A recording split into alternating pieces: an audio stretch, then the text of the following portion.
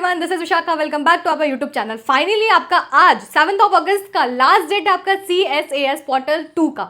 देखो काफ़ी बच्चों को ग्लिच आ रही थी, प्रॉब्लम आ रही थी। आई होप कि वो प्रॉब्लम सॉल्व हो गई होगी। आपके प्रेफरेंस लिस्ट को लॉक करने में या सबमिशन में आपको प्रॉब्लम आ रही थी। मैंने देखा कमेंट, बहुत सारे बच्चों ने कमेंट कर रखा था कि प्रेफरेंस लिस्ट लॉक नहीं हो पा रही है, मैं सेव नहीं कर पा रहा हूँ, ग्लिच आ रही है, ऐसी प्रॉब्लम है। तो भैया वो तो जाहिर सी बात है कि लास्ट डेट, और मैंने आपको कहा था, मैंने आपको स्टार्टिंग से कहा था जिस दिन पोर्टल ओपन होगा उस दिन कुछ ना कुछ जरूर होगा और कम टाइम मिलेगा आपको पोर्टल में चीज़ों को रजिस्टर करने का। मैं शुरू से कह रही थी कि अपने डॉक्यूमेंट्स, अपने प्रेफरेंस लिस्ट हमेशा बना के रख लेना ताकि आपको दिक्कत ना हो पोर्टल ओपन होते तक। क्योंकि मैंने कहा था आपको, मैं फिर से रिपीट करूँ, मैंने कहा था आपको कि देखो बच्चों दिक्कत आएंगी ही आएंगी, क्योंकि ऑलरेडी बहुत लेट हो चुका था पोर्टल को ओपन करने में, CSAS के पोर्टल को ड्यू में रजिस्ट्रेशन के लिए। तो इतना वेट नहीं करते कोई भी। और ऑब्वियस सी बात है कि ग्लिच तो आना ही था। आज आपका शाम 5 बजे तक ही आपका पोर्टल ओपन है। अगर अभी तक भी कोई भी बग्स आ रहा है, कुछ भी आ रहा है, तो प्लीज़ इन्फॉर्म अस, मुझे कमेंट करके बताओ ताकि मैं कुछ सॉल्यूशन या कुछ तो निकाल पाऊँ, कुछ तो प्रॉब्लम का हल निकाल पाऊँ आपके लिए, अगर आपको थोड़ा भी दिक्कत हो रहा है इस चीज़ों में तो।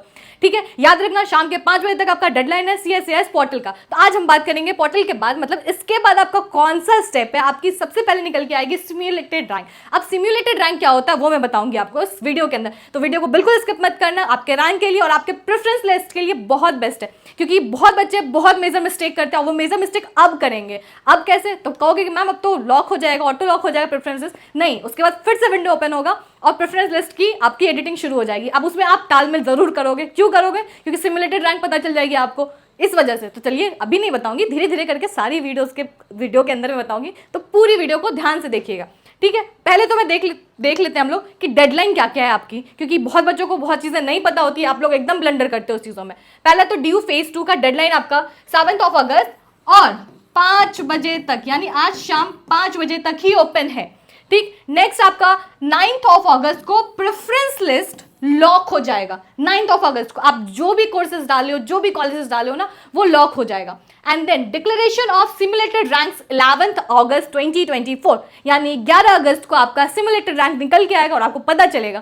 ठीक है, प्रेफरेंस चेंजेस विंडो ओपन हो जाएगी आपकी अगस्त 12 तक ही चलेगी। याद रखिएगा, पहले तो ओपन होगी 11 को ही आ जाएगी, लेकिन 12 अगस्त तक ही ये ओपन रहेगा। तो इसमें चेंजेस जो होते हैं ना, वो बहुत गलती करते हो आप लोग। अब मैं बता दूं कैसे गलती करोगे। सिमुलेटेड रैंक निकल के आएगा और सिमुलेटेड रैंक में देखोगे मेरा रैंक इतना खराब, मुझे तो कॉलेज मिलेगा नहीं। फिर आप क्या करोगे? प्रेफरेंस लिस्ट को छेड़छाड़ करोगे।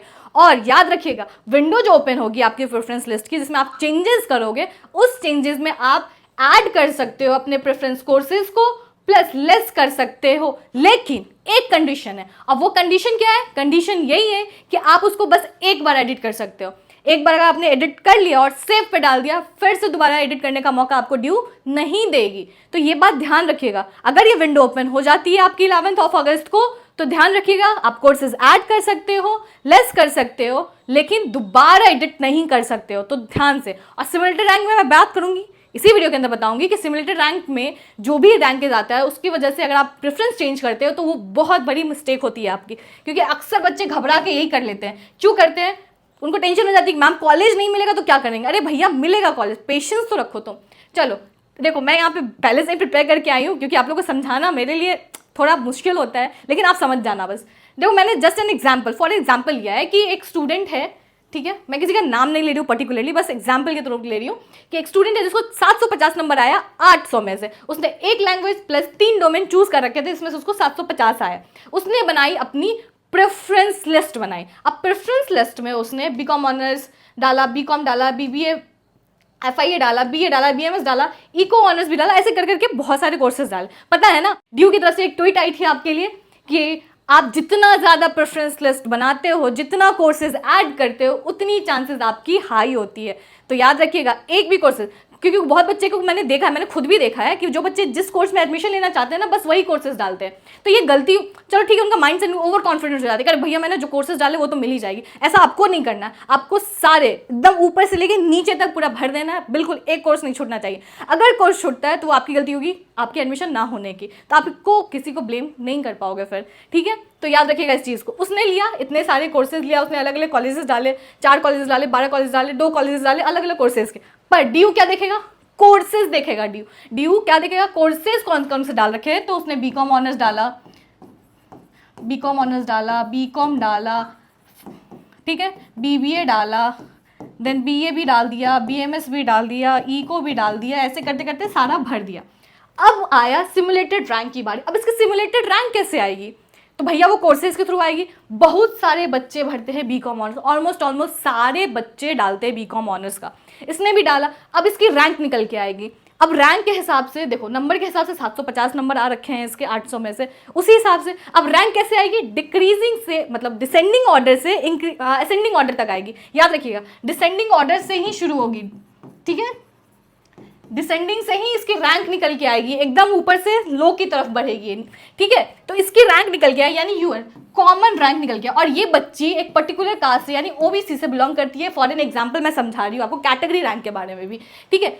अब इसकी कॉमन रैंक यानी अनरिजर्व रैंक निकल के आई 1134।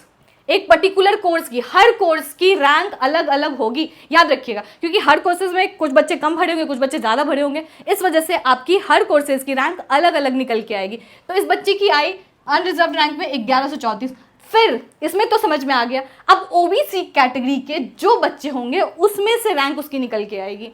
ओबीसी कैटेगरी की, ऑब्वियस सी बात है, ओबीसी कैटेगरी है, पर्टिकुलर कैटेगरी है, तो पूरा बच्चा जितना 4 लाख बच्चा ने रजिस्टर कर रखा, 4 लाख बच्चा ओबीसी थोड़ी होगा, उसमें जनरल होंगे, ST SC होंगे, लेकिन पर्टिकुलर एक कैटेगरी की बात की गई है। तो मान लो ये ओबीसी कैटेगरी का रैंक है, और ओबीसी कैटेगरी में जाहिर सी बात है कि कैटेगरी है तो ऊपर नीचे तो होगा ही होगा, और ऊपर नीचे में मान लो कि इसकी रैंक आ गई 250, ठीक है? कैटेगरी वाइज इसकी रैंक आ गई 250 और अंडर रिजर्व रैंक आ गई आपकी कॉमन रैंक जो आ गई 1134। ऐसे रैंक वर्क करती है और ऐसे निकल के आती है, ठीक है? तो ये चीज़ आपको क्लियर होगा। अगर आपको फिर भी क्लियर नहीं हो, डाउट हो, तो कमेंट करो, मैं कमेंट का रिप्लाई करूंगी, ठीक है? चलो, ये तो क्लियर है आपको कि रैंक कैसे वर्क कर रही है आपकी यहाँ पे, ये तो समझ में आया। मैं 2 एग्जांपल से फिर समझाऊंगी आपको। अब वीडियो में आगे बढ़ने से पहले मैं आपको बता दूं कि अगर आपको इंडिया के टॉप यूनिवर्सिटी या फिर कॉलेज में एडमिशन लेना है, वो भी बिना किसी एंट्रेंस एग्जाम को दिए, जस्ट आपके क्लास 12th के मार्क्स के बेसिस पे, और उसमें भी अगर आपको काफी कम स्कोर है, अगर आपको CUET में भी कम स्कोर है, तो भी आपका एडमिशन भारत के टॉप यूनिवर्सिटी कॉलेज में हो जाएगा थ्रू collegevidya.com। जी हां, कॉलेज विद्या का लिंक इस वीडियो के डिस्क्रिप्शन में एंड कमेंट में पिन है। कॉलेज विद्या के थ्रू आज के समय भैया 1 लाख से भी ज्यादा स्टूडेंट्स ऐसे हैं जो अपने ड्रीम यूनिवर्सिटीज में एडमिशन ले चुके हैं। जितने भी इंडिया के टॉप यूनिवर्सिटीज हैं जो आपको online learning, e learning facility provide कर रहे हैं, वो सारे के सारे UGC रजिस्टर्ड यूनिवर्सिटीज कॉलेज विद्या पे अवेलेबल है। आपको करना कुछ नहीं है, कॉलेज विद्या पे आइए, अपना लिंक, सारी चीजें यहां पे गिवन है, आप अपना अकाउंट बनाइए, अपना यूजर नेम ID डाल के साइन अप कीजिए, एंड आपको यहां पर UG कोर्स मिल जाएगा आफ्टर 12th। एंड यहां पर आके आप अपना मनपसंद कोई भी course, BA BCom BSc BBA BTech कोई भी कोर्स में एडमिशन ले सकते हो। जैसे ही आप इस कोर्स पे क्लिक करोगे, आपके सामने सारी यूनिवर्सिटीज खुल जाएंगी, उसकी फीस कितनी है, कौन कौन सी बड़ी बड़ी कंपनीज में प्लेसमेंट लगेगा, सारी डिटेल आप डायरेक्ट यहीं पर अप्लाई टू यूनिवर्सिटी पे क्लिक करके अपना एडमिशन बुक कर सकते हो, और आपको 100% प्लेसमेंट असिस्टेंस प्रोग्राम भी दिया जाएगा घर बैठे बैठे। फीस का कोई टेंशन नहीं रहेगा, प्लेसमेंट का कोई टेंशन नहीं है, टाइम का कोई टेंशन नहीं है, आपकी पूरी ग्रेजुएशन आपके घर से बीतेगी। तो जाइए कॉलेज विद्या को चेकआउट कीजिए, इसकी लिंक इस वीडियो के कमेंट में एंड डिस्क्रिप्शन में पिन है। ध्यान देना, देखो अब मैंने यहाँ दूसरा एग्जाम्पल लिया, बच्चे अब मिस्टेक कहाँ करेंगे। अब ये देखो, तुम लोग की जो गलती करते हो ना प्रेफरेंस भरने में, भारी गलती करते हो, जिसकी वजह से अच्छा नंबर और रैंक आते हुए भी तुम्हें कॉलेज नहीं मिलता है, तो ये मिस्टेक मत करना बस। अब देखो, अब मैंने एग्जांपल लिया था 750 वाले बच्चे की, और एक बच्चे को आया 795, 800 में से। अब 795 वाले ने अपनी प्रेफरेंस बनाई, इसने अपनी प्रेफरेंस पहले प्रिपेयर कर रखी है, इसने बीकॉम ऑनर्स डाल दिया, बीकॉम ऑनर्स के अलग अलग कॉलेज डाल दिए। कॉलेज कौन कौन से डाले? पहले तो SRCC डाला उन्होंने, फर्स्ट प्रायोरिटी डाली, फिर उसके बाद कुछ कुछ कॉलेज डाले साउथ के, सॉरी नॉर्थ के, एंड देन नॉर्थ कैंपस से सेलेक्ट किया। फिर SRCC में इसने इको ऑनर्स भी डाल दिया। देखो कितनी बुद्धि की तेज थी ये बच्ची, इसने SRCC में इको ऑनर्स भी डाल दिया, फिर उसके बाद नॉर्थ कैंपस फिर चूज कर लिया उसने यहाँ पे ये किया। अब इस बच्ची ने क्या किया, सबसे पहले प्रेफरेंस लिस्ट में SRCC डाला, लेकिन क्या डाला? Eco honours. स्टेफन में भी इको ऑनर्स डाल दिया, नॉर्थ कैंपस में भी डाल दिया, फिर से SRCC लेके बीकॉम दे दिया, फिर ये कर दिया, ठीक है? अब झोल कहाँ मचेगा, झोल कहाँ फैलेगा? यहीं फैलेगा, यहीं वो गलती करेगा। अब देखो, इसने क्या किया? इको ऑनर्स डाला, इसने क्या किया? बीकॉम ऑनर्स डाल दिया। जाहिर सी बात है, हर कैटेगरी में, हर सब्जेक्ट में, हर कोर्सेज में बच्चे ज़्यादा होते हैं। लगभग 4 लाख प्लस बच्चों ने रजिस्टर किया था, लगभग ऑलमोस्ट। ये कोई प्रॉपर डेटा नहीं है, बस मैं बता रही हूँ आपको कि ऑलमोस्ट इतने बच्चों ने DU में रजिस्टर किया। और सीट तो आपको पता है कि सीट बहुत लिमिटेड होती है DU की, तो यहाँ पे तो कंपटीशन टफ होना ही होना है, और आपको ये चीज़ बिल्कुल मिस्टेक नहीं करना है।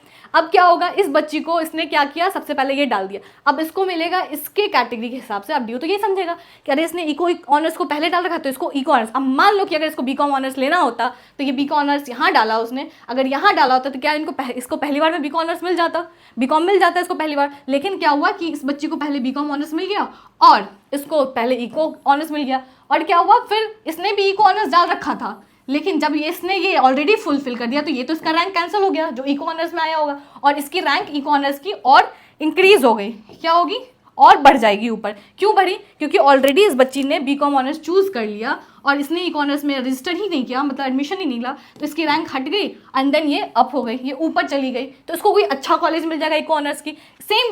सेम इसी के साथ भी यही होगा, इसने क्या किया, बीकॉम ऑनर्स लिया नहीं, इसने यहाँ से इसकी भी रैंक चली गई और इसकी रैंक भी बीकॉम ऑनर्स में ऊपर उठ गई, तो हो सकता है इसको और अच्छा, मतलब एसएससी से तो खैर कोई अच्छा कॉलेज ही नहीं है, लेकिन हाँ उसको वो मिल गई और इसको इको ऑनर्स में कोई अच्छी कॉलेज मिल गई 795 पे। इतना क्लियर रखिएगा, आप जो कोर्सेज चूज करोगे वही मिलेगा, ठीक है। प्रेफरेंस लिस्ट आपको मैंने पहले ही बताया कैसे बनाना, अब टाइम नहीं है आपको प्रेफरेंस लिस्ट बनाने का, शाम के 5 बजे विंडो क्लोज हो जाएगी, अब निकल के आएगी आपकी सिमुलेटेड रैंक। अब सिमुलेटेड रैंक में बच्चे गड़बड़ यहाँ करेंगे कि आपको सिमुलेटेड रैंक आएगा, आप घबराना मत, हो सकता है बहुत ज़्यादा आ जाए, अभी आपको बहुत किसी को बहुत अच्छा आ जाए। प्रेफरेंस लिस्ट में छेड़छाड़ मत करना, छेड़छाड़ करोगे अपने रिस्क पे करना, क्योंकि वही ऊपर नीचे की वजह से ही कॉलेज नहीं मिलता है बढ़िया। तो अगर थोड़ा सा भी अगर छेड़छाड़ कर रहे हो तो अपने रिस्क पे करना, एडिट कर रहे हो तो। अब मैं बार बार कह रही हूँ कि एडिट करोगे बस एक बार एडिट होगा, उसके अलावा फिर नहीं कर पाओगे, तो सोच समझ के एडिटिंग करना अपने प्रेफरेंस लिस्ट को, ठीक है। बाकी कोई भी डाउट होगा तो मुझे कमेंट करो, और बाकी ऑथेंटिक अपडेट्स मैं देती रहूँगी, दिल्ली यूनिवर्सिटी की सारी अपडेट्स दूंगी, और जितने भी कॉलेज अभी तक रजिस्टर जिन्होंने पोर्टल ओपन कर दिया उसकी भी अपडेट आपको चैनल के थ्रू बता दूंगी आपको, ठीक है। मिलते हैं हम नेक्स्ट वीडियो में, have a good day, bye bye.